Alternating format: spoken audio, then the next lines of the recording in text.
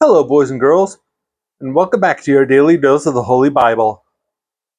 Let's continue with the book of Ecclesiastes now. The vanity of riches without use. There is an evil which I have seen under the sun, and it is common among men. Men to whom God hath given riches, wealth, and honour, so that he wanteth nothing for himself of all that he desireth, yet God giveth him not power to eat thereof, but a stranger eateth it. This is vanity, and is an evil disease.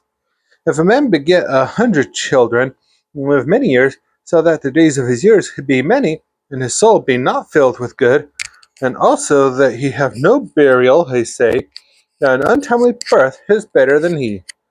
For he cometh in with vanity, and departeth in darkness, and his name shall be covered with darkness.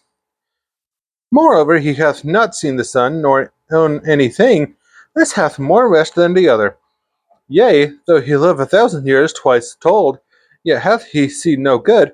Do not all go to one place? All the labor of man is for his mouth, and yet the appetite is not filled. For what hath the wise more than the fool? What hath the poor that knoweth to walk before the living? Better is the sight of the eyes than the wandering of the desire. This is also vanity and vexation of spirit. That which hath been is named already, and it is known that it is man, neither may he contend with him that is mightier than he. The conclusion of vanities. Seeing there be many things that increase vanity, what man is the better? For who knoweth what is good for man in this life, all the days of his vain life which he spendeth as a shadow? For who can tell a man what shall be after him under the sun? Remedies against vanity. A good name is better than precious ointment, on the day of death than the day of one's birth. It is better to go to the house of mourning than to go to the house of feasting, for that is the end of all men, and the living will lay it to his heart. Sorrow is better than laughter, for by the sadness of the countenance the heart is made better. The heart of the wise is in the house of mourning, but the heart of fools is in the house of mirth. It is better to hear the rebuke of the wise than for a man to hear the song of fools. For as the crackling of thorns under a pot, so is the laughter of the fool. This also is vanity. Surely oppression maketh a wise man mad, and a gift destroyeth the heart.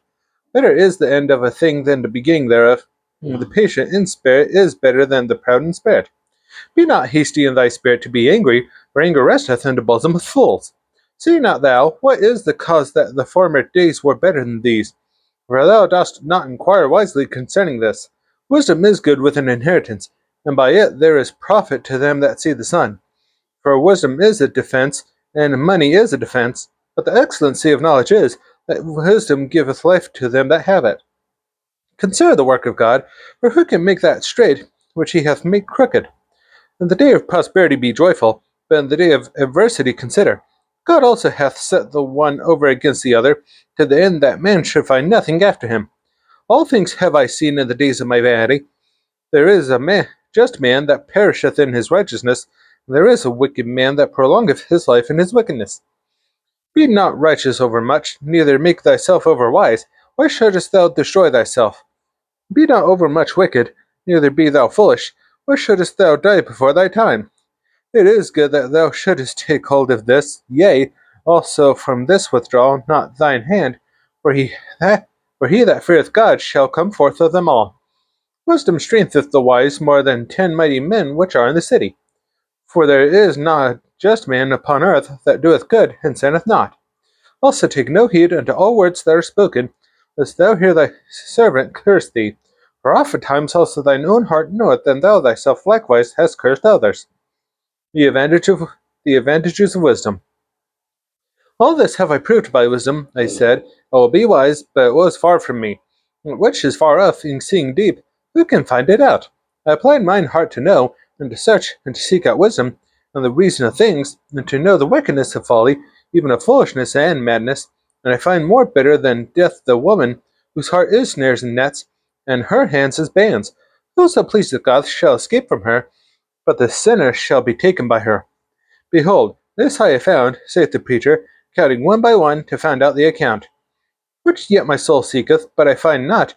One man among 1,000 have I found, but a woman among all those have I not found. Lo, this only have I found, that God hath made men upright, but they have sought out many inventions. Enjoy life. Who is as the wise man? And who knoweth the interpretation of a thing? A man's wisdom maketh his face to shine, and the boldness of his face shall be changed. I counsel thee to keep the king's commandment, and that in regard of the oath of God. Be not hasty to go out of his sight, stand not in an evil thing, for he doeth whatsoever pleaseth him. Where the word of a king is, there is power. And who may say unto him, What doest thou? Whoso keepeth the commandment shall feel no evil thing, and wise man's heart discerneth both time and judgment. Because to every purpose there is time and judgment, therefore the misery of man is great upon him. For he knoweth not that which shall be, for who can tell him when it shall be?